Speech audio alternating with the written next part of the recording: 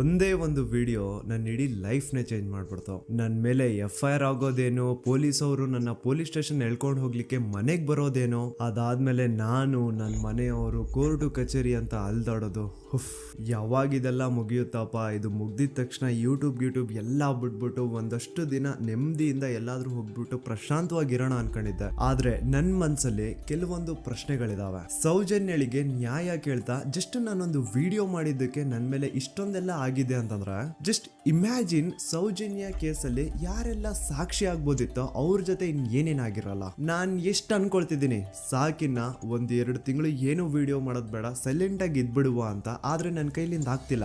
ಯಾವುದೋ ಒಂದು ಸರ್ವಶಕ್ತಿ ನನ್ನ ಮನ್ಸೊಳಗಡೆ ಈ ಪ್ರಶ್ನೆನ ಹಾಕಿ ಇದ್ರ ಬಗ್ಗೆ ಮಾತಾಡುವಂತಿದೆ. ಮೊದ್ಲೇ ಹೇಳ್ಬಿಡ್ತೀನಿ, ಈ ವಿಡಿಯೋ ಯಾವುದೇ ಜಾತಿ, ಧರ್ಮ, ದೇವಸ್ಥಾನಕ್ಕೆ ಸಂಬಂಧಪಟ್ಟಿಲ್ಲ. ಈ ವಿಡಿಯೋದಲ್ಲಿ ನಾನು ಕೇವಲ ಸೌಜನ್ಯ ಕೇಸ್ ಬಗ್ಗೆ ಮಾತಾಡ್ತಿದ್ದೇನೆ. ಸೌಜನ್ಯ ಕೇಸಲ್ಲಿ ಯಾವುದೆಲ್ಲ ಯಾರೆಲ್ಲ ಸಾಕ್ಷಿ ಆಗ್ಬೋದಿತ್ತೋ ಅದೆಲ್ಲ ಹೇಗ್ ನಾಶ ಆಯ್ತು ಅನ್ನೋದನ್ನ ತಿಳಿಸ್ಕೊಡ್ತೇನೆ.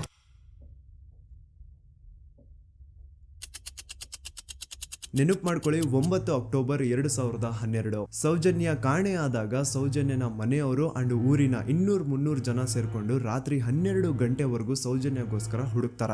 ಆದ್ರೆ ಸೌಜನ್ಯ ಸಿಗಲ್ಲ. ಮಿಡ್ ನೈಟ್ ಆಗಿರುತ್ತೆ ಅಂಡ್ ತುಂಬಾ ಜೋರ್ ಮಳೆ ಬರ್ತಾ ಇರುತ್ತೆ. ಇನ್ನು ಹುಡುಕೋದ್ ಬೇಡ, ಬೆಳಿಗ್ಗೆ ಎದ್ದು ಮತ್ತೆ ಎಲ್ರು ಹುಡುಕುವ ಅಂತ ಎಲ್ರು ತಮ್ಮ ಮನೆಗೆ ವಾಪಸ್ ಹೋಗ್ತಾರ. ದೆನ್ ನೆಕ್ಸ್ಟ್ ದಿನ ಅಂದ್ರೆ 10 ಅಕ್ಟೋಬರ್ 2012 ಸೌಜನ್ಯನ ಬಾಡಿ ಸಿಗುತ್ತೆ ಅಂಡ್ ಅವಳ ಬಾಡಿ ಪಕ್ಕದಲ್ಲಿ ಅವಳ ಕಾಲೇಜ್ ಬ್ಯಾಗ್ ಅಂಡ್ ಅವಳ ಬುಕ್ಸ್ ಎಲ್ಲ ಬಿದ್ದಿರ್ತವೆ. ಸೊ ಹಿಂದಿನ ದಿನ ಆ ಒಂದು ಜಾಗದಲ್ಲಿ ಅಷ್ಟು ಜೋರು ಮಳೆ ಬಂದಿದ್ರು ಸೌಜನ್ಯನ ಬ್ಯಾಗ್ ಅಂಡ್ ಅವಳ ಬುಕ್ಸ್ ಒಂದು ಚೂರುನ ನೆಂದಿರಲ್ಲ. ದಾಖಲೆ ಇದೆ ಸ್ವಾಮಿ, ದಾಖಲೆ ಇಲ್ದೆ ಈ ದೂತ ಸಮೀರ್ MD ಏನು ಮಾತಾಡಲ್ಲ. There was rain and the clothes of the victim were not stained with mud and the bag was not wet, even the books were not wet. ಹಿಂದಿನ ದಿನ ಅಷ್ಟು ಜೋರು ಮಳೆ ಬಂದಿದ್ರು ಸೌಜನ್ಯನ ಬುಕ್ಸ್ ಅಂಡ್ ಬ್ಯಾಗ್ ನೆಂದಿಲ್ಲ. ಹೇಗೆ? ಇದರ ಅರ್ಥ ಸೌಜನ್ಯನ ಆ ಒಂದು ಜಾಗದಲ್ಲಿ ಆಗೇ ಇಲ್ಲ. ಬೇರೆ ಯಾವುದೋ ಜಾಗದಲ್ಲಿ ಅವಳು ಪಂಡು ಆಯ್ತು, ನಂತರ ಅವಳ ಬಾಡಿನ ಅಲ್ಲಿ ತಂದು ಡಂಪ್ ಮಾಡಿರೋದು. ಸೊ ಈಗ ಯಾವ ಒಂದು ಜಾಗದಲ್ಲಿ ಸೌಜನ್ಯನ ಪಂಡು ಆಯ್ತು, ಆಕ್ಚುಲ್ ಆ ಒಂದು ಜಾಗನ ಹುಡುಕಾಡೋದ್ ಬಿಟ್ಟು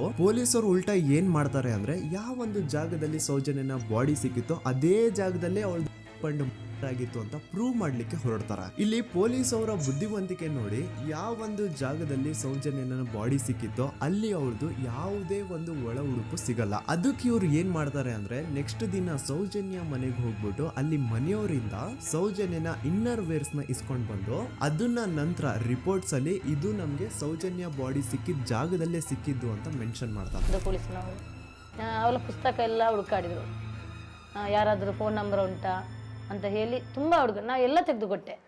ನನ್ನ ಮಗಳ ವಿಷಯ ನನಗೆ ಎಲ್ಲ ಗೊತ್ತು ಸರ್, ನೋಡಿ ಪುಸ್ತಕ ಅಂತ ನೋಡಿದೆ. ಅವಾಗ ನನ್ನ ತಂಗಿಯ ಒಂದು ನಂಬ್ರ ಇತ್ತು, ಆ ನಂಬ್ರನ್ನು ತಗೊಂಡೋಗಿದ್ದಾರೆ. ಆಮೇಲೆ ಮನೆಯಿಂದ ಮರು ದಿವಸ ಸಂತೋಷ್ ರಾವ್ ಸಿಕ್ಕಿದ ದಿವಸ ಹೊಲ ಉಡುಪು ಇದೆಯಲ್ಲ ಸರ್, ಅದು ಮನೆಯಿಂದ ತಗೊಂಡೋಗಿದ್ದಾರೆ. ಅದಕ್ಕೆ ನಾವು ಒಂದು ಗುರುತಿಗೆ ಒಂದು ಸ್ಟಿಚ್ ಮಾಡಿಕೊಟ್ಟಿದ್ದೇವೆ, ನೂಲಿನ ಒಂದು ಬಿಳಿ ನೂಲಿನ ಒಂದು ಸ್ಟಿಚ್ ಮಾಡಿಕೊಟ್ಟಿದ್ದೇವೆ. ಅದನ್ನೇ ತನಿಖೆಗೆ ಅವರಲ್ಲಿ ಇಟ್ಟಿದ್ದಾರೆ. ನೋಡಿ, ಪೊಲೀಸ್ ಅವ್ರ ಪ್ರಕಾರ ಸೌಜನ್ಯ ಪಂಡು ಆಗಿದ್ದು ಆ ಒಂದು ಹಳ್ಳ ಹತ್ರ, ಆದ್ರೆ ಆಕ್ಚುಲಿ ಅಲ್ಲಿ ಪಂಡು ಆಗೇ ಇಲ್ಲ. ಬಟ್ ಸ್ಟಿಲ್ ಈ ಒಂದು ಪಾಯಿಂಟ್ ನ ಪ್ರೂವ್ ಮಾಡ್ಲಿಕ್ಕೆ ಪೊಲೀಸ್ ಅವರು ಯಾವ ಮಟ್ಟಕ್ಕೆ ಹೋಗ್ತಾರೆ ಅಂತಂದ್ರೆ, ಯಾವ ಒಂದು ಜಾಗದಲ್ಲಿ ಸೌಜನ್ಯನ ಬಾಡಿ ಸಿಕ್ಕಿತ್ತೋ ಅಲ್ಲಿಂದ 50 ಅಡಿ ದೂರದಲ್ಲಿ ಸಂತೋಷ್ ರಾವ್ನ ಒಂದು ಟೆಂಟ್ ಹಾಕ್ಸ್ತಾರ. ಸೌಜನ್ಯನ ಆಗ್ಬೇಕಾದ್ರೆ ಎಲ್ಲೋ ಬಾಹುಬಲಿ ಬೆಟ್ಟದಲ್ಲಿದ್ದಂತಹ ಸಂತೋಷ್ ರಾವ್ ಇಲ್ಲ ಅದೇ ಜಾಗದಲ್ಲಿ ಇದ್ದ ಅಂತ ಪ್ರೂವ್ ಮಾಡ್ಲಿಕ್ಕೆ ಸಂತೋಷ್ ರಾವ್ನ ಒಂದು ಟೆಂಟ್ ಹಾಕ್ತಾರ. ಒಂದಿಷ್ಟು ಪ್ಲಾಸ್ಟಿಕ್ ಚೀಲಗಳನ್ನ ಹಾಸ್ಬಿಟ್ಟು ಅದ್ರ ಮೇಲೆ ಸಂತೋಷ್ ರಾವ್ನ ಕೆಲವೊಂದು ಥಿಂಗ್ಸ್ ಇಟ್ಬಿಟ್ಟು ಇವ್ನು ಇಲ್ಲೇ ಇದ್ದ ಅಂತ ಪ್ರೂವ್ ಮಾಡಿಸ್ತಾರ. ಈಗ ಸ್ವಲ್ಪ ತಲೆ ಯೂಸ್ ಮಾಡಿ, ಸೌಜನ್ಯ ಕಾಣೆಯಾಗಿದ್ದ ದಿನ ಸೌಜನ್ಯನ ಮನೆಯವರು ಅಂಡ್ ಊರಿನ ಜನ ಸುಮಾರು 200-300 ಜನ ಸೇರ್ಕೊಂಡ್ಬಿಟ್ಟು ಸೌಜನ್ಯಗೋಸ್ಕರ ಹುಡುಕ್ತಾರ. ಅವ್ರು ಅದೇ ಜಾಗದಲ್ಲಿ ಹುಡುಕ್ತಾರ ಗುರು, ಎಲ್ಲೂ ಜಾಸ್ತಿ ದೂರ ಹೋಗಲ್ಲ, ಅದೇ ಜಾಗದಲ್ಲಿ ಹುಡುಕ್ತಿರ್ತಾರ. ಕತ್ಲೆಯಲ್ಲಿ ಸೌಜನ್ಯನ ಬಾಡಿ ಕಾಣಿಸಿಲ್ಲ ಅನ್ಕೊಳ್ಳಿ, ಏನೋ ಸ್ವಲ್ಪ ಪೊದೆಗಳ ಹಿಂದೆ ಅಥವಾ ಬೇಲಿಗಳು ಅಡ್ಡ ಬಂದಿರಬಹುದು, ಹಾಗಾಗಿ ಅವಳ ಬಾಡಿ ಕಾಣಿಸಿಲ್ಲ ಅನ್ಕೊಳ್ಳಿ. ಆದ್ರೆ ಅಲ್ಲಿಂದನೇ 50 ಅಡಿ ದೂರದಲ್ಲಿರುವಂತಹ ಸಂತೋಷ್ ರಾವ್ನ ಟೆಂಟ್ ಆ 200-300 ಜನರಲ್ಲಿ ಒಬ್ರಿಗೂ ಕಾಣಿಸಿಲ್ವಾ? ಅಷ್ಟೇ ಅಲ್ಲ, ನೆಕ್ಸ್ಟ್ ದಿನ ಅಂದ್ರೆ 10 ಅಕ್ಟೋಬರ್ 2012 ಸೌಜನ್ಯನ ಮೃತದೇಹ ಸಿಕ್ಕಿದೆ ಅನ್ನೋ ಒಂದು ನ್ಯೂಸ್ ಲೋಕ್ ಲೈಟ್ಸ್ ಗೆಲ್ಲ ಗೊತ್ತಾದಾಗ ಅಲ್ಲಿ ಒಂದು ಅಂದಾಜು ಪ್ರಕಾರ 3000 ಜನ ಸೇರ್ತಾರಂತ. ಆಗ್ಲೂ ಸಹ ಆ 3,000 ಜನರಲ್ಲಿ ಒಬ್ರಿಗೂ ಸಹ ಆ ಸಂತೋಷ್ ರಾವ್ನ ಟೆಂಟ್ ಕಾಣಿಸೇ ಇಲ್ಲ. ಜಾಸ್ತಿ ದೂರ ಇಲ್ಲ ಗುರು, ಎಲ್ಲಿ ಬಾಡಿ ಸಿಕ್ಕಿರುತ್ತೋ ಅಲ್ಲಿಂದ 50 ಅಡಿ ದೂರ ಅಷ್ಟೇ. ಆದ್ರೂ ಆ ಟೆಂಟ್ ಯಾರಿಗೂ ಕಾಣಿಸೇ ಇಲ್ಲ. ಹೇಗೆ? ಯಾಕಂತಂದ್ರೆ ಆ ಟೆಂಟ್ ಅಲ್ಲಿ ಇರ್ಲೇ ಇಲ್ಲ. ಇದ್ರೆ ತಾನೇ ಕಾಣಿಸೋದಕ್ಕೆ. ಪಾಪ ಸಂತೋಷ್ ರಾವ್ನ ಈ ಕೇಸಲ್ಲಿ ಹೆಂಗಾದ್ರೂ ಮಾಡಿ ಫಿಟ್ ಮಾಡ್ಲೇಬೇಕು ಅಂತ ಪೊಲೀಸ್ ಅವ್ರು ಫಿಕ್ಸ್ ಆಗ್ಬಿಟ್ಟಿದ್ರು. ಇನ್ನೊಂದು ಲಾಜಿಕಲ್ ಪಾಯಿಂಟ್ ಹೇಳ್ತೀನಿ ನಿಮ್ಗೆ. ಈ ಒಂದು ಸ್ಟೇಟ್ಮೆಂಟ್ ನ ನೋಡಿ. ಈ ಸ್ಟೇಟ್ಮೆಂಟ್ ಬೇರೆ ಯಾರು ಕೊಟ್ಟಿದ್ದಲ್ಲ ಗುರು. 5 ಜನ ಕಿಡಿಗೇಡಿಗಳು ಸಂತೋಷ್ ರಾವ್ನ ಬಾಹುಬಲಿ ಬೆಟ್ಟದಿಂದ ಕರ್ಕೊಂಡ್ ಬಂದು ಪೊಲೀಸ್ ಅವ್ರ ಕೈಗೆ ಒಪ್ಸಿದ್ರು. ಆ ಕಿಡಿಗೇಡಿಗಳಲ್ಲೇ ಒಬ್ಬ ಕೊಟ್ಟಂತಹ ಸ್ಟೇಟ್ಮೆಂಟ್ ಇದು. ಇದ್ರಲ್ಲಿ ಇವನ್ ಹೇಳ್ತಿದ್ದಾನೆ ಸಂತೋಷ್ ರಾವ್ ಕೈಯಲ್ಲಿ ಒಂದು ಚೀಲ ಇತ್ತು ಅಂತ. ಈಗ ಸಂತೋಷ್ ರಾವ್ನ ಅರೆಸ್ಟ್ ಮಾಡಾದ್ಮೇಲೆ ಅವನ ಕೈಯಲ್ಲಿ ಇದ್ದಂತಹ ಚೀಲ ಕೂಡ ಪೊಲೀಸ್ ಅವರು ತಮ್ಮ ಕಸ್ಟಡಿಗೆ ತಗೊಂಡಿರ್ತಾರೆ ತಾನೆ. ಹಾಗಿದ್ರೆ ಸಂತೋಷ್ ರಾವ್ನ ಚೀಲ ಅಂಡ್ ಅದ್ರಲ್ಲಿ ಇದ್ದಂತಹ ಅವನ ವಸ್ತುಗಳು ಪೊಲೀಸ್ ಕಸ್ಟಡಿಲೇ ಇರ್ಬೇಕೆ ಹೊರತು ಅದ್ಯಾವುದೋ ಕಾಡಲ್ಲಿ ಆ ಟೆಂಟ್ ಒಳಗಡೆ ಅಲ್ಲ. ಅಂಡ್ ಇನ್ನೊಂದು ಮೇನ್ ಇಂಪಾರ್ಟೆಂಟ್ ಆಗಿ ಸಂತೋಷ್ ರಾವ್ನ ಪೊಲೀಸ್ ಅವರು ಕಸ್ಟಡಿಗೆ ತಗೊಂಡಿದ್ದು 11 ಅಕ್ಟೋಬರ್ 2012. ಆದ್ರೆ ಅಫಿಷಿಯಲ್ ಆಗಿ ಪೇಪರ್ಸ್ ಮೇಲೆ ತೋರಿಸಿರೋದು 13 ಅಕ್ಟೋಬರ್ 2012. ಹಾಗಿದ್ರೆ ಆ 2 ದಿನ ಸಂತೋಷ್ ರಾವ್ನ ಪೊಲೀಸ್ ಸ್ಟೇಷನ್ ಅಲ್ಲಿ ಇಟ್ಕೊಂಡು ಪೊಲೀಸ್ ಅವರು ಏನ್ ಮಾಡ್ತಿದ್ರು? ಇದು ಇಲ್ಲಿಗಲ್ ಡಿಟೆನ್ಷನ್ ತಾನೆ. ಈಗಷ್ಟೇ ನಾನು ಡಾಕ್ಟರ್ ಆದಮ್ ಅವ್ರು ಕೊಟ್ಟಂತಹ ಪೋಸ್ಟ್ ಮಾರ್ಟಮ್ ರಿಪೋರ್ಟ್ ನೋಡಿದೆ. ಅಂಡ್ ಇದ್ರಲ್ಲಿ ಏನಿದೆ ಗೊತ್ತಾ? ಸೌಜನ್ಯ ಸತ್ತಾದ್ಮೇಲೆ ಅಲ್ಲ, ಅವಳು ಬದುಕಿರ್ಬೇಕಾದ್ರೇನೆ, ಅವಳು ಮಾಡ್ತಾ ಇರ್ಬೇಕಾದ್ರೇನೆ ಆ ದುಷ್ಕರ್ಮಿಗಳು ಅವಳ ಯೋನಿ ಒಳಗಡೆ 6 ಇಂಚು ಮಣ್ಣು ತುಂಬಿರೋದು. ಅಂಡ್ ರೀಸೆಂಟ್ ಆಗಿ ಬರ್ತಾ ಇರುವಂತಹ ಇನ್ನೊಂದು ಬಿಗ್ಗೆಸ್ಟ್ ಅಲಿಗೇಷನ್ ಏನು ಅಂತಂದ್ರೆ ಸಂತೋಷ್ ರಾವ್ ಬ್ರೈನ್ ಮ್ಯಾಪಿಂಗ್ ಗೆ ಒಪ್ಕೊಂಡಿಲ್ಲ ಅಂತ. ಅಂತವ್ರು ಪ್ಲೀಸ್ ಈ ಒಂದು ಡಾಕ್ಯುಮೆಂಟ್ ನ ಕಂಡ್ಬಿಟ್ಟು ನೋಡಿ. ಇಲ್ಲಿ ಸಂತೋಷ್ ರಾವೇ ಹೇಳ್ತಿದ್ದಾನೆ, ಅಪರಾಧಿ ಎಂದು ಸಾಬೀತು ಮಾಡಲು ಅಗತ್ಯವಿರುವ ಯಾವುದೇ ವೈಜ್ಞಾನಿಕ ಪರೀಕ್ಷೆಗೆ ಒಳಪಡಲು ಸ್ವಯಂ ಇಚ್ಛೆ ವ್ಯಕ್ತಪಡಿಸಿರುತ್ತೇನೆ. ಕೆಳಗಡೆ ಸಂತೋಷ್ ರಾವ್ನ ಸಿಗ್ನೇಚರ್ ಇದೆ ಅಂಡ್ ಈ ಕಡೆ ಕೋರ್ಟ್ ನ ಸೀಲ್ ಕೂಡ ಇದೆ. ಅಂಡ್ ಇನ್ನೊಂದು ವಿಷಯ, ನನ್ನ ವಿಡಿಯೋದಲ್ಲಿ ನಾನು ಹೇಳಿದ್ದೀನಿ ಸಂತೋಷ್ ರಾವ್ಗೆ ಫಿಮೋಸಿಸ್ ಅನ್ನೋ ಒಂದು ಕಾಯಿಲೆ ಇತ್ತು ಅಂತ. ಅಂಡ್ ಅಲ್ಲಿ ಇನ್ನೊಂದು ಪಾಯಿಂಟ್ ಕೂಡ ಹೇಳಿದ್ದೀನಿ, ಇನ್ ಕೇಸ್ ಅವನ್ ಏನಾದ್ರು ಮಾಡಿದ್ರೆ ನರಕ ಅನುಭವಿಸ್ತಾನೆ ಅಂತ. Note that point. In case ನಾ ಸಂತೋಷ್ ರಾವ್ ಮಾಡ್ಲಿಕ್ಕೆ ನಾಲಾಯಕ್ ಅಂತಾನು ಹೇಳಿಲ್ಲ, ಲಾಯಕ್ ಅಂತಾನು ಹೇಳಿಲ್ಲ. ಇನ್ ಕೇಸ್ ಮಾಡಿದ್ರೆ ನರ್ಕ ಅನುಭವಿಸ್ತಾನೆ ಅಂತ ಹೇಳಿದ್ದು. ನೋಡಿ, ಹೇಳ್ತಾ ಹೋದ್ರೆ ಬೇಜಾನ್ ಇದೆ. ಆಸ್ ಎ ಯೂಟ್ಯೂಬರ್ ಆ ಕೇಸ್ ಫೈಲ್ಸ್ ನ ನೋಡ್ತಾ ಇದ್ರೆ ನನ್ಗೆನೆ ಬೇಜಾನ್ ಡೌಟ್ಸ್ ಬರ್ತಾ ಇದೆ ಪೊಲೀಸ್ ಅವರ ಇನ್ವೆಸ್ಟಿಗೇಷನ್ ಮೇಲೆ. ಸೊ ಅದನ್ನೆಲ್ಲ ಗಮನದಲ್ಲಿ ಇಟ್ಕೊಂಡು ನಾನ್ ಹೇಳೋದಿಷ್ಟೇ, ಈ ಒಂದು ಕೇಸ್ ಅಲ್ಲಿ ಯಾವ ಆಂಗಲ್ ಇಂದನೂ ಪೊಲೀಸ್ ಅವ್ರ ಕಡೆಯಿಂದ ಫೇರ್ ಇನ್ವೆಸ್ಟಿಗೇಷನ್ ಆಗಿಲ್ಲ. And I clear my point. ಈಗ ಈ ಒಂದು ಸೌಜನ್ಯ ಕೇಸ್ ಅಲ್ಲಿ ಯಾರೆಲ್ಲ ಸಾಕ್ಷಿ ಆಗ್ಬೋದಿತ್ತು, ಅವ್ರ ಜೊತೆ ಏನಾಯ್ತು ಅಂತ ಹೇಳ್ತೇನೆ. ಮೊದಲನೇದಾಗಿ ರವಿ ಪೂಜಾರಿ. ಇವನ್ ಬಗ್ಗೆ ನಾನು ಫಸ್ಟ್ ವಿಡಿಯೋದಲ್ಲೇ ಹೇಳಿದೀನಿ. ಆ 5 ಜನ ಕಿಡಿಗೇಡಿಗಳು ಯಾರು ಸಂತೋಷ್ ರಾವ್ನ ಪೊಲೀಸ್ ಅವರಿಗೆ ಅರೆಸ್ಟ್ ಮಾಡಿಕೊಟ್ರೋ ಅದ್ರಲ್ಲಿ ಇವನು ಒಬ್ಬ. ಸೊ ಈ ಸೌಜನ್ಯನ ಕೇಸ್ ಯಾವಾಗ CBI ಗೆ ಟ್ರಾನ್ಸ್ಫರ್ ಆಗುತ್ತೆ ಅಂತ ಗೊತ್ತಾಗುತ್ತೋ ಈ ರವಿ ಪೂಜಾರಿ ಉರ್ಲಾಕೊಂಡು ಸತ್ ಹೋಗ್ತಾನೆ. ರವಿ ಪೂಜಾರಿ ಹಾಕೊಂಡು ಸತ್ ಹೋದ ಅಂತಾರೆ, ಆದ್ರೆ ಅವ್ನು ಹಾಕೊಂಡೇ ಸತ್ ಹೋದ ಅಂತ ಯಾರು ಐ ವಿಟ್ನೆಸ್ ಇಲ್ಲ. ಹಾಗಾಗಿ ಇವನ ಒಂದು ಸಾವು ಒಂದು ನಿಗೂಢ ಸಾವಾಗಿ ಉಳ್ಕೊಂಡ್ಬಿಡ್ತು. ಇನ್ನೊಬ್ಳು ಬಂದು ವಾರಿಜಾ ಅಂತ.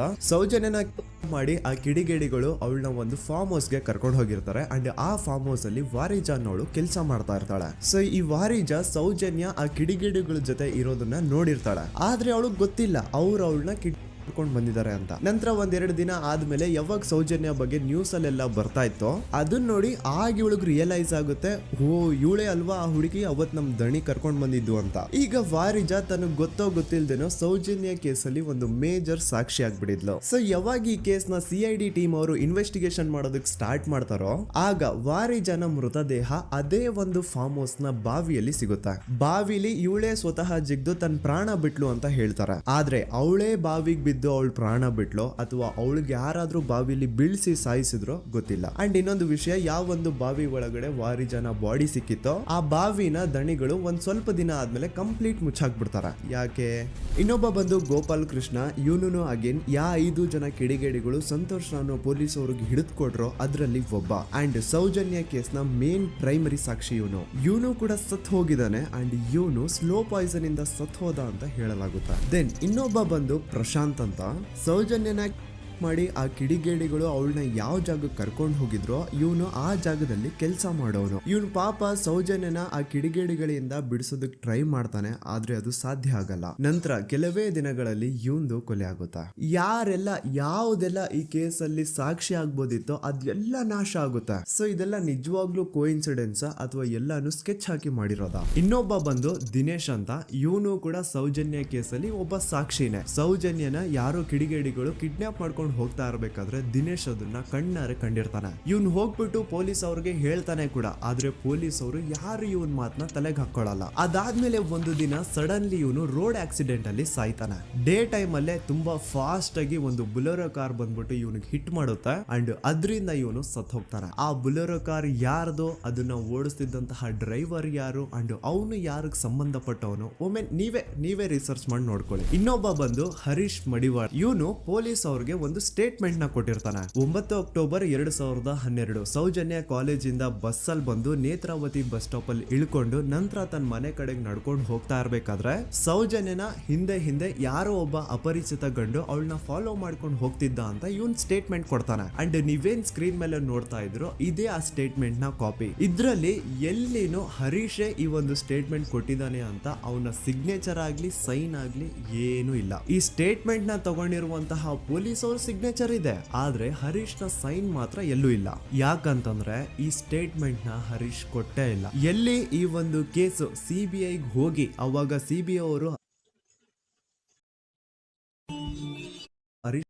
ಕರೆಸ್ಬಿಟ್ಟು ಇದ್ರ ಬಗ್ಗೆ ಕೇಳಿದಾಗ ಎಲ್ಲಿ ಹರೀಶ್ ಒಮ್ಮೆ ತನ್ನ ಬೈಕ್ ಅಲ್ಲಿ ಹೋಗ್ತಾ ಇರ್ಬೇಕಾದ್ರೆ ಯಾವುದೋ ಒಂದು ಅಪರಿಚಿತ ಕಾರ್ ಬಂದ್ಬಿಟ್ಟು ಅವನ್ನ ಗುದ್ಬಿಡುತ್ತೆ ಅಂಡ್ ಅದರಿಂದ ಹರೀಶ್ ನ ಸಾವಾಗುತ್ತಾ. ನೋಡಿ, ಯಾವುದೇ ಆಕ್ಸಿಡೆಂಟ್ ಕೇಸ್ ಅಲ್ಲಿ ರೂಲ್ ಏನು ಅಂತಂದ್ರೆ ಇನ್ ಕೇಸ್ ನನ್ಗೆ ಯಾವ್ದಾದ್ರು ಬಂದು ಒಂದು ವೆಹಿಕಲ್ ಏನಾದ್ರು ಹಿಟ್ ಮಾಡಿದಾಗ ನನ್ಗೇನಾದ್ರು ಪ್ರಜ್ಞೆ ಇದ್ರೆ ನಾನ್ ಪೊಲೀಸ್ ಅವ್ರಿಗೆ ಕಂಪ್ಲೇಂಟ್ ಕೊಡ್ಬೋದು, ಅಥವಾ ನನ್ನ ಹೆಂಡತಿ ಏನಾದ್ರು ಇದ್ರೆ ಅವ್ರು ಪೊಲೀಸ್ ಅವ್ರಿಗೆ ಕಂಪ್ಲೇಂಟ್ ಕೊಡ್ಬೋದು, ಅಥವಾ ತಂದೆ ತಾಯಿ ರಕ್ತ ಸಂಬಂಧ ಯಾರಿರ್ತಾರೋ ಅವ್ರು ಕಂಪ್ಲೇಂಟ್ ಕೊಡ್ಬೋದು. ಆದ್ರೆ ಹರೀಶ್ ಕೇಸಲ್ಲಿ ಯಾರೋ ಒಬ್ಬ ಥರ್ಡ್ ಪರ್ಸನ್ ಬಂದ್ಬಿಟ್ಟು ಕಂಪ್ಲೇಂಟ್ ಕೊಡ್ತಾನೆ. ಆ ಥರ್ಡ್ ಪರ್ಸನ್ ಯಾರು, ಅವನ್ಗೂ ಹರೀಶ್ಗೂ ಏನ್ ಸಂಬಂಧನೇ ಇಲ್ಲ. ನೀವು 2021ರಲ್ಲಿ ಹರೀಶ್ ಮಡಿವಾಳ ಒಂದು ಕಂಪ್ಲೇಂಟ್ ಕೊಟ್ಟಿದ್ರಿ. ಹರೀಶ್ ಮಡಿವಾಳ ಆಕ್ಸಿಡೆಂಟ್ ಕೇಸಲ್ಲಿ. ಅವ್ರಿಗೆ ನೀವ್ ಏನಾಗ್ಬೇಕು ಸರ್? ಸರ್ ನಾವು ಸ್ಟಾಪ್ ಅಷ್ಟೇ. ಎಲ್ಲಿದ್ದು ಸ್ಟಾಪ್ ಸರ್?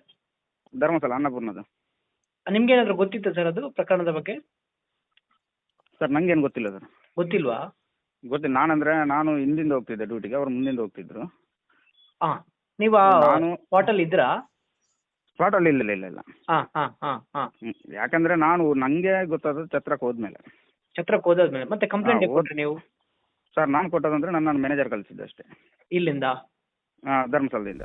ಸೇಮ್ ಇದೇ ತರಾನೇ ಆನೆ ಮಾವುತನ ಕೇಸಲ್ಲೂ ಆಗಿದ್ದು. ಮನೆಯವ್ರು ಹೋಗಿ ಕಂಪ್ಲೇಂಟ್ ಕೊಟ್ರೆ ಪೊಲೀಸ್ ಅವ್ರು ಕಂಪ್ಲೇಂಟ್ ತಗೊಳಲ್ಲ, ಆದ್ರೆ ಅದೇ ಯಾರೋ ಒಬ್ಬ ಥರ್ಡ್ ಪರ್ಸನ್ ಬಂದು ಕಂಪ್ಲೇಂಟ್ ಕೊಟ್ರೆ ಪೊಲೀಸ್ ಅವರು ಕಂಪ್ಲೇಂಟ್ ಬರೀತಾರ. ಆನೆ ಮಾವುತನ ಹೆಂಡತಿ ಲೋಕಲ್ ಪೊಲೀಸ್ ಸ್ಟೇಷನ್ಗೆ ಕಂಪ್ಲೇಂಟ್ ಕೊಡಕ್ ಹೋದ್ರೆ ಅವ್ರು ಕಂಪ್ಲೇಂಟ್ ತಗೊಳ್ತಿಲ್ಲ ಸರ್ ಅಂತ ಹೇಳ್ಬಿಟ್ಟು SP ಆಫೀಸ್ಗೆ ಲೆಟರ್ ಬರ್ದಿರೋದು ಸಹ ಇದೆ.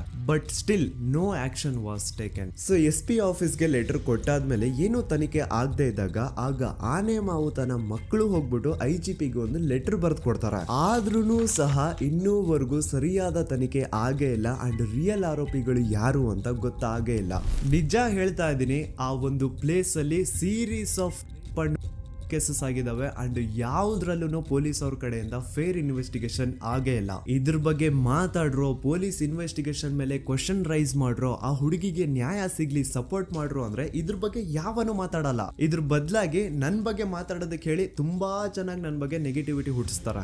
ಜಾತಿ ಧರ್ಮ ತರೋದು, ಇವ್ನ್ ಯಾವ್ದಾವ್ದು ಆಪ್ಸ್ ನ ಪ್ರಮೋಟ್ ಮಾಡ್ತಿದ್ದ, ಇವನ್ ಮಾತು ಯಾಕೆ ನಂಬ್ತೀರಾ ಅಂತ ನನ್ ಬಗ್ಗೆನೆ ನೆಗೆಟಿವಿಟಿ ಹುಟ್ಟಿಸೋದು. ಇವನು ಆ ಆ್ಯಪ್ ಪ್ರಮೋಟ್ ಮಾಡ್ತಿದ್ದ, ಇವನು ಈ ಆ್ಯಪ್ ಪ್ರಮೋಟ್ ಮಾಡ್ತಿದ್ದ, ಇವನ್ ಮಾತುಗಳನ್ನ ಯಾಕೆ ನಂಬ್ತೀರಾ, ಇವನು ಮುಸ್ಲಿಂ ಇದಾನೆ, ಇವನು ಮುಲ್ಲಾ ಇದಾನೆ, ಅದು ಇದು ಅಂತ ಮಾತಾಡೋದು. ಹೌದು ಗುರು, ನಾನ್ ಪ್ರಮೋಷನ್ಸ್ ನ ಮಾಡಿದೀನಿ. ನಾನು ಆ ಆ್ಯಪ್ದು ಮಾಡಿದೀನಿ, ಈ ಆ್ಯಪ್ದು ಮಾಡಿದೀನಿ, ಎಲ್ಲಾ ತರ ಆ್ಯಪ್ದು ನಾನು ಪ್ರಮೋಷನ್ಸ್ ಮಾಡಿದೀನಿ. ಈಗ ಹಿಂದೆ ನಾನು ಮಾಡಿರುವಂತಹ ಪ್ರಮೋಷನ್ಸ್ಗೂ ಈ ಕೇಸ್ಗೂ ಏನ್ ಸಂಬಂಧ? ಅನ್ನೆಸೆಸರಿ ಆಗಿ ಮ್ಯಾಟರ್ ನ ಡೈವರ್ಟ್ ಮಾಡ್ಲಿಕ್ಕೆ ಟ್ರೈ ಮಾಡಬೇಡಿ. ಇನ್ಮೇಲೆ ನಾನೇನಾದ್ರೂ ಆ ತರ ಅಪ್ಲಿಕೇಶನ್ಸ್ ನ ಪ್ರಮೋಷನ್ ಮಾಡಿದ್ರೆ ಆಗ ಬಂದು ನೀವು ನನ್ನನ್ನ ಪ್ರಶ್ನೆ ಮಾಡೋದ್ರಲ್ಲಿ ಅರ್ಥ ಇದೆ. ಹಿಂದೆ ಮಾಡಿರೋದನ್ನ ಇಟ್ಕೊಂಡು ಮಾತಾಡಿ ವಿಡಿಯೋ ಮಾಡೋದಲ್ಲ ಕಂಟೆಂಟ್ ಅಂದ್ರೆ. ಅಂಡ್ ಇನ್ನೊಂದು ವಿಷಯ, ನಾನು ದೂತ ಸಮೀರ್ MD ಯೂಟ್ಯೂಬ್ ಚಾನಲ್ ನ ಸ್ಟಾರ್ಟ್ ಮಾಡಿ ಕೇವಲ ಆಗಿರೋದು 8 ತಿಂಗಳಷ್ಟೇ. ಅಂಡ್ ಈ 8 ತಿಂಗಳಲ್ಲಿ ನಾನು ಹಾಕಿರೋದು ಕೇವಲ 12 ವಿಡಿಯೋಸ್.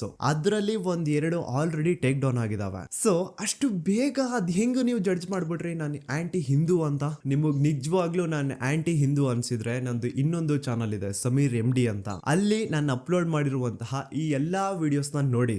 ಜಾಸ್ತಿ ಜಸ್ಟಿಫೈ ಮಾಡ್ಲಿಕ್ಕೆ ಹೋಗಲ್ಲ ಗುರು, ನನ್ನ ಹಳೆ ಸಬ್ಸ್ಕ್ರೈಬರ್ಸ್ಗೆ ಗೊತ್ತು ನನ್ನ ಕ್ಯಾರೆಕ್ಟರ್ ಏನು ಅಂತ. ಅಂಡ್ ಇನ್ನು ಇವನ್ ವಿಡಿಯೋ 18 ಮಿಲಿಯನ್ ಪ್ಲಸ್ ವ್ಯೂಸ್ ನ ಪಡ್ಕೊಂಡಿದೆ. ಇವನ್ಗೆ ಇಷ್ಟ ಲಕ್ಷ ದುಡ್ಡು ಬಂದಿರುತ್ತೆ, ಅಷ್ಟ್ ಲಕ್ಷ ದುಡ್ಡು ಬಂದಿರುತ್ತೆ ಅನ್ನೋರ್ಗೆ ಈ ಒಂದು ಇಮೇಲ್ ನ ಒಮ್ಮೆ ನೋಡಿ. ನನ್ ವಿಡಿಯೋ ವೈರಲ್ ಆಗ್ತಿದ್ದಂಗೆ ಆ ವಿಡಿಯೋ ಡಿಮಾನಿಟೈಸ್ ಆಗೋಯ್ತು. ಇಲ್ಲಿ ಅತ್ಯಾಚಾರಿ ಬೆಂಬಲಿಗರ ಥಿಂಕಿಂಗ್ ನೋಡಿ. ಆ ವಿಡಿಯೋ ಇಂದ ನನ್ಗೆ ಎಷ್ಟು ರೆವೆನ್ಯೂ ಬಂತು ಅನ್ನೋದನ್ನ ಥಿಂಕ್ ಮಾಡ್ತಿದಾರೆ. ಆ ವಿಡಿಯೋ ಇಂದ ನಾನು ಎಷ್ಟು ಸಫರ್ ಆಗಿರ್ಬೋದು ಅನ್ನೋದನ್ನ ಥಿಂಕ್ ಮಾಡಿದ್ರ ನೋಡಿ. ನಾನೊಂದು ವಿಡಿಯೋ ಮಾಡಿದ್ದಕ್ಕೆ ಜನ ಜಾಗೃತರಾದ್ರು. ನನ್ಗೆ ನನ್ ಬಗ್ಗೆ ನಿಮ್ ಬಗ್ಗೆ ತುಂಬಾ ಹೆಮ್ಮೆ ಇದೆ. ನೀವೆಲ್ಲ ಜಾತಿ ಧರ್ಮ ಅನ್ನೋದು ಮುಖ್ಯ ಅಲ್ಲ, ನ್ಯಾಯ ಮುಖ್ಯ ಅಂತ ಬೆಂಬಲಿಸಿದ್ರೆ. ಸೌಜನ್ಯನ ತಾಯಿ ಅಂಡ್ ಕುಟುಂಬದವರು 13 ವರ್ಷದಿಂದ ಧೈರ್ಯವಾಗಿ ನ್ಯಾಯಕ್ಕಾಗಿ ಬೇಡ್ತಾವ್ರೆ. 13 ವರ್ಷದಿಂದ ಮಹೇಶ್ ಶೆಟ್ಟಿ ಸರ್ ಒಂದು ಹೆಣ್ಣು ಮಗುವಿನ ನ್ಯಾಯಕ್ಕೆ ಎಲ್ಲಾ ತರದ ಅವಮಾನ ಸಹಿಸಿಕೊಂಡು ಬೆಟ್ಟದಂತೆ ನಿಂತು ಎಲ್ಲೂ ಕಾಂಪ್ರಮೈಸ್ ಆಗದೆ ಹೋರಾಟ ಮಾಡ್ತಾವ್ರೆ. ಈಗ ಈ ನಿಮ್ಮ ದೂತ ಸಮೀರ್ MD ಇಂದ ಕರ್ನಾಟಕಾದ್ಯಂತ ಅನೇಕ ಕನ್ನಡ ಪರ ಸಂಘಟನೆಗಳು, ಎಲ್ಲಾ ವಿಚಾರ, ಎಲ್ಲಾ ಪಂಥದ ಪ್ರಗತಿಪರ ವೇದಿಕೆಗಳು ಸೌಜನ್ಯ ನ್ಯಾಯಕ್ಕಾಗಿ ಒಂದಾಗಿವೆ. ಅಂಡ್ ಈ ಹೋರಾಟ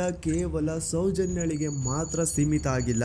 ನಮ್ ದೇಶದಲ್ಲಿ ದಿನಕ್ಕೆ ಆನ್ ಅನ್ ಆವರೇಜ್ 86 ಪ್ರಕರಣಗಳು ದಾಖಲೆ ಆಗ್ತವೆ. ಇದು ದಾಖಲೆ ಆಗಿರುವಂತಹ ಪ್ರಕರಣಗಳ ಸಂಖ್ಯೆ. ಅದ್ ಎಷ್ಟೋ ಕೇಸಸ್ ಪೊಲೀಸ್ ವರ್ಗ್ ಬರೋದೇ ಇಲ್ಲ. ಸೊ ಇದಕ್ಕೆಲ್ಲ ಒಂದು ಫುಲ್ ಸ್ಟಾಪ್ ಅನ್ನೋದು ಇಡಬೇಕು. ಈಗಿನ ಕಾಲದಲ್ಲಿ ಹುಡುಗಿರು ಸಮಾಜದಲ್ಲಿ ಬಿಡಿ, ಸೋಷಿಯಲ್ ಮೀಡಿಯಾದಲ್ಲಿನೂ ಸಹ ಸೇಫ್ ಇಲ್ಲ. ಹುಡುಗಿ ತನಗಿಷ್ಟ ಆಗಿರುವಂತಹ ತುಂಬಾ ನೀಟ್ ಅಂಡ್ ಕ್ಲೀನ್ ಇರುವಂತಹ ಒಂದು ಫೋಟೋನ ಸೋಷಿಯಲ್ ಮೀಡಿಯಾದಲ್ಲಿ ಶೇರ್ ಮಾಡಿದ್ರೆ ಸಾಕು, ಕಮೆಂಟ್ ಸೆಕ್ಷನ್ ಅಲ್ಲಿ ಅದೆಷ್ಟೋ ಜನ ಜೊಲ್ ಸುರಿಸ್ಕೊಂಡು ಅವಳನ್ನ ಮಾಡ್ತಿರ್ತಾರೆ. ಸೊ ಇದಕ್ಕೆಲ್ಲ ನಮ್ಮ ಸರ್ಕಾರ ಒಂದು ಫುಲ್ ಸ್ಟಾಪ್ ಅನ್ನೋದು ಇಡ್ಲೇಬೇಕು. ಇದ್ರ ಬಗ್ಗೆ ನಿಮ್ಮ ಒಪಿನಿಯನ್ ಏನು ಅಂತ ಕಮೆಂಟ್ ಸೆಕ್ಷನ್ ಅಲ್ಲಿ ತಿಳಿಸಿ. So as A content creator ನನ್ಗೆ ಸೌಜನ್ಯ ಕೇಸ್ ಬಗ್ಗೆ ಒಂದು ವಿಡಿಯೋ ಮಾಡ್ಬೇಕಿತ್ತು, ಮಾಡ್ದೆ. ಅದರಿಂದ ಸೌಜನ್ಯ ಪರ ಹೋರಾಟ ಏನ್ ನಡೀತಾ ಇತ್ತೋ ಅದಕ್ಕೊಂದು ಕಿಚ್ಚು ಸಿಕ್ಕಿದೆ. ಇನ್ ಮುಂದೆ ಅದನ್ನ ಹಾಗೆ ಕಂಟಿನ್ಯೂ ಮಾಡ್ಕೊಂಡು ಹೋಗೋದು ನಿಮ್ಗಳ ಜವಾಬ್ದಾರಿ. ಸೊ ಇಷ್ಟು ಹೇಳ್ತಾ ನಾನು ನಿಮ್ಮ ದೂತ ಸಮೀರ್ MD ಮತ್ತೆ ಸಿಗ್ತೀನಿ ನೆಕ್ಸ್ಟ್ ವಿಡಿಯೋದಲ್ಲಿ.